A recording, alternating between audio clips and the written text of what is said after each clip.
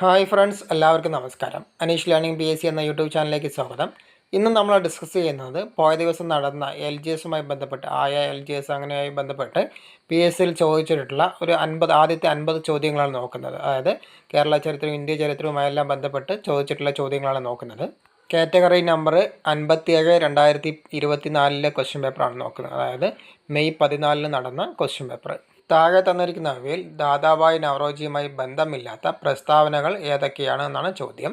ഇതിൽ ആൻസറായി വരുന്നത് മൂന്നാമതാണ്, അതായത് ഓപ്ഷൻ സി ആണ് വരുന്നത്. ഇന്ത്യൻ നാഷണൽ കോൺഗ്രസിൻ്റെ സ്ഥാപകൻ എന്നുള്ളത് ദാദാഭായ് നവറോജി അല്ല. ജോർജ സിദ്ധാർത്ഥിൻ്റെ ഉപജ്ഞാതാവ്, അതുപോലെ തന്നെ poverty and un-British rule in India എന്ന പുസ്തകം രചിച്ചു. അതുപോലെ തന്നെ ഇന്ത്യയുടെ വന്ധ്യവയോധികൻ എന്നെല്ലാം അറിയപ്പെടുന്നത് ദാദാഭായ് നവറോജിയാണ്. ആൻസർ ഓപ്ഷൻ സി ആണ് വരുന്നത്.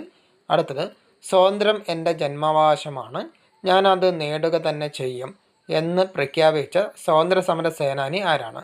ആൻസർ വരുന്നത് ഓപ്ഷൻ എ ആണ്, Balagangadhara തിലകനാണ്.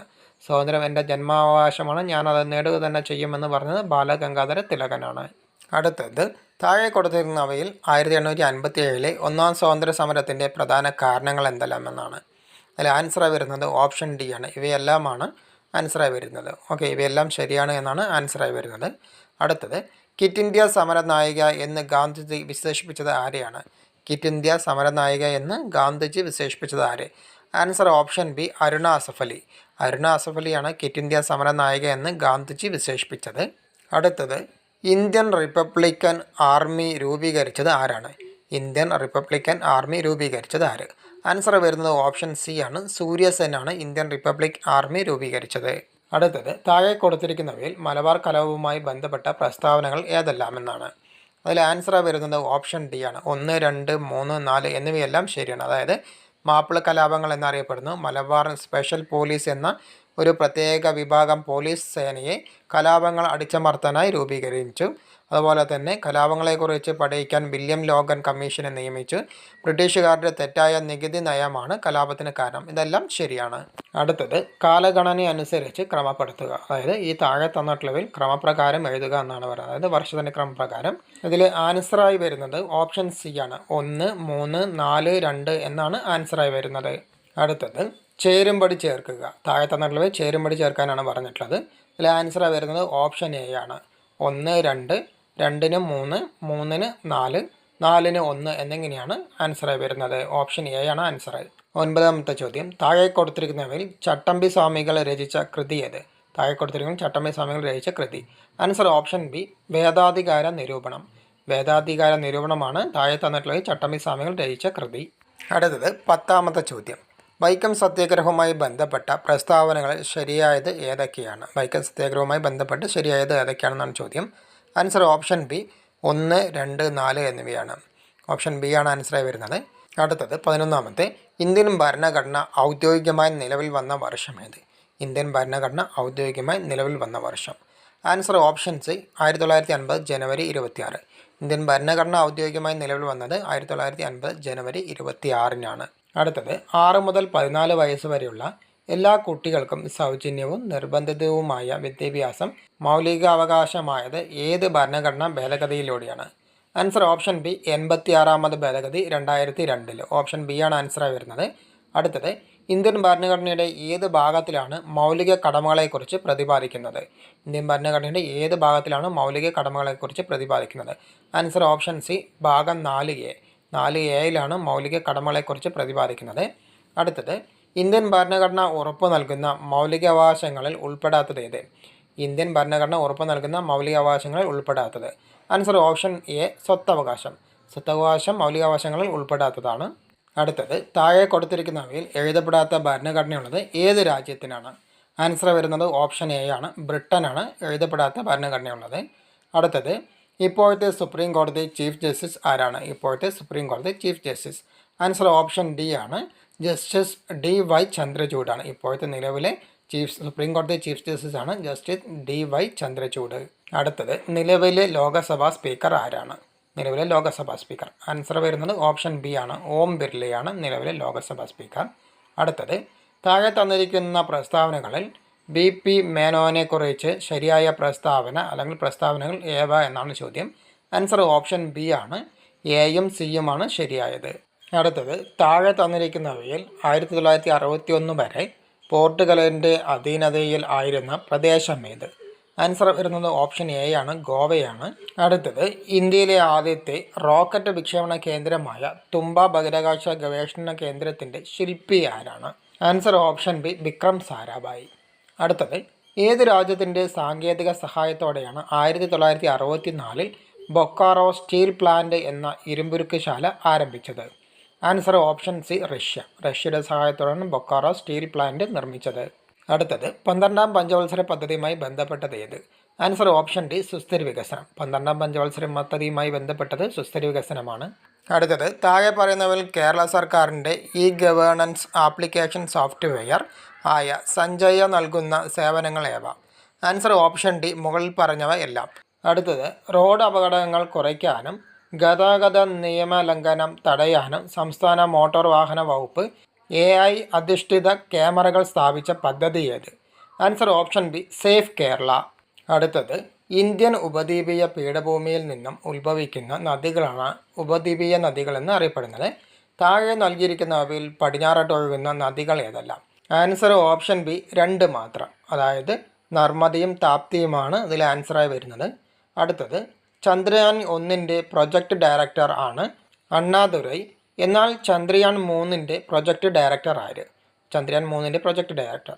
Answer option A, doctor P Veeramuthuvel. അടുത്തത് താഴെ കൊടുത്തിരിക്കുന്നവയിൽ ശരിയായ പ്രസ്താവന ഏത്? കേരളത്തിൽ ഏലം വിളയുടെ വളർച്ചയ്ക്കാവശ്യമായ ഭൂമിശാസ്ത്ര ഘടകം ഏത്? ആൻസർ ഓപ്ഷൻ സി ആണ് വരുന്നത്, നീർവാഴ്ചയുള്ള മണ്ണാണ്. അടുത്തത് അറബിക്കടലുമായി അതിർത്തി പങ്കിടുന്ന സംസ്ഥാനങ്ങളിൽ ഉൾപ്പെടാത്തത് ഏത്? Answer option C, Maharashtra. അടുത്തത് ഇന്ത്യയുടെ അക്ഷാംശ സ്ഥാനം ഏത്? ഇന്ത്യയുടെ അക്ഷാംശ സ്ഥാനം ആൻസർ ഓപ്ഷൻ സി, 8 ഡിഗ്രി 4 വടക്കും അതുപോലെ തന്നെ 37 ഡിഗ്രി 6 വടക്കുമാണ് വരുന്നത്. അടുത്തത് ഗംഗാ നദിയുമായി ബന്ധപ്പെട്ട ശരിയായ പ്രസ്താവന ഏത്? ഗംഗാ നദിയുമായി ബന്ധപ്പെട്ട ശരിയായ പ്രസ്താവന ആൻസർ ഓപ്ഷൻ ഡി, ഗാംഗ്ടോക്ക് ഗംഗയുടെ പോഷക നദിയാണ്. അടുത്തത് വെള്ളവും വളവും കണികാരൂപത്തിൽ ഡ്രിപ്പറുകളിലൂടെ നൽകുന്ന രീതി ഏത്? Answer option D, fertigation. അടുത്തത് മൺസൂണിൻ്റെ പിൻവാങ്ങൽ കാലം എന്നറിയപ്പെടുന്നത് ഏത്? ആൻസർ ഓപ്ഷൻ എ, വടക്ക് കിഴക്കൻ മൺസൂൺ കാറ്റുകൾ. അടുത്തത് താഴെ തന്നിരിക്കുന്ന പ്രസ്താവനയിൽ ശരിയല്ലാത്തത് ഏത്? ആൻസർ ഓപ്ഷൻ ബി, കേരളത്തിലെ ഏറ്റവും നീളമുള്ള നദി ഭാരതപ്പുഴ എന്നത്. അടുത്തത് 2023 വയലാർ അവാർഡ് ശ്രീകുമാരൻ തമ്പിക്ക് നേടിക്കൊടുത്ത കൃതി ഏത്? ആൻസർ ഓപ്ഷൻ ബി, ജീവിതം ഒരു പെൻഡുലം. അടുത്തത് ഐക്യരാഷ്ട്ര സംഘടന 2023 ഏത് വർഷമായി ആചരിക്കുന്നു? ആൻസർ ഓപ്ഷൻ എ, ചെറുധാന്യ വർഷം. അടുത്തത് പെരിയാറിൻ്റെ പോഷക നദികൾ ഏതെല്ലാം? ആൻസർ വരുന്നത് ഓപ്ഷൻ ഡി ആണ്, ഇവയെല്ലാം. ഈ തന്നിട്ടുള്ളതെല്ലാം പെരിയാറിൻ്റെ പോഷക നദികളാണ്. അടുത്തത് ചേരുംപടി ചേർക്കുക. ഒന്നാമത്തെ പട്ടികയും രണ്ടാമത്തെ പട്ടികയും കൂടി ചേരുംപടി ചേർക്കാനാണ്. ആൻസർ വരുന്നത് ഓപ്ഷൻ എ ആണ്. 1 1 2 2 3 3 4 4 എന്നിവ കറക്റ്റായിട്ട് നേര് തന്നിട്ടുണ്ട്. അടുത്തത് 2023 വൈദ്യശാസ്ത്ര നൊബേൽ സമ്മാന ജേതാക്കളായ ഡോക്ടർ കാറ്റലിൻ കാരിക്കോ അതുപോലെ തന്നെ ഡോക്ടർ ഡ്രൂ വൈസ്മാൻ എന്നിവർക്ക് എന്തിനുള്ള കണ്ടുപിടുത്തത്തിനാണ് സമ്മാനം ലഭിച്ചത്? Answer option C, mRNA vaccine വികസിപ്പിച്ചതിന്. അടുത്തത് ഇരവികുളം ദേശീയോദ്യാനവുമായി ബന്ധപ്പെട്ട തെറ്റായ പ്രസ്താവന തിരഞ്ഞെടുക്കുക. ആൻസർ വരുന്നത് ഓപ്ഷൻ ഡി ആണ്, 4 മാത്രമാണ് തെറ്റായ പ്രസ്താവന.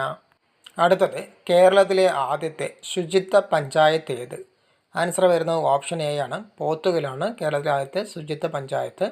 അടുത്തത് തണ്ണീർമുക്കം ബണ്ട് നിർമ്മിച്ചിരിക്കുന്ന കായൽ ഏതാണ്? ആൻസർ വരുന്നത് ഓപ്ഷൻ ബി ആണ്, വേമ്പനാട്ട് കായലാണ് തണ്ണീർമുക്കം ബണ്ട് നിർമ്മിച്ചിരിക്കുന്നത്. അടുത്തത് മുതിരപ്പുഴയാറിൽ സ്ഥിതി ചെയ്യുന്ന കേരളത്തിലെ ജലവൈദ്യുത നിലയങ്ങൾ ഏതെന്ന് താഴെ കൊടുത്തവയിൽ നിന്നും കണ്ടെത്തുക. ആൻസർ വരുന്നത് ഓപ്ഷൻ എ ആണ്, അതായത് 1 മാത്രമാണ്. പള്ളിവാസലും ചെങ്കുളവുമാണ് മുതിരപ്പുഴയിൽ സ്ഥിതി ചെയ്യുന്ന കേരളത്തിലെ ജലവൈദ്യുത നിലയങ്ങൾ. അടുത്തത് കേരളത്തിലെ തീരപ്രദേശത്തിൻ്റെ പ്രത്യേകതകൾ താഴെ കൊടുത്തിരിക്കുന്ന പ്രസ്താവനയിൽ നിന്ന് ശരിയായത് കണ്ടെത്തുക. ആൻസർ വരുന്നത് ഓപ്ഷൻ സി ആണ്, 1 മാത്രമാണ്. അതായത് ഉപ്പ് വെള്ളമുള്ള എക്കൽ മണ്ണാണ് കേരളത്തിലെ തീരപ്രദേശത്തിൻ്റെ പ്രത്യേകതകൾ. അടുത്തത് ഇന്ത്യയിൽ വിദ്യാലയങ്ങളിലെ ഉച്ചഭക്ഷണ പദ്ധതി ആദ്യമായി നടപ്പിലാക്കിയ സംസ്ഥാനം ഏത്? Answer option C, Tamil Nadu. അടുത്തത് താഴെ എഴുതിയവയിൽ നിന്നും ശരിയായ ജോഡി തിരഞ്ഞെടുക്കുക. Answer option B, Sundarban delta.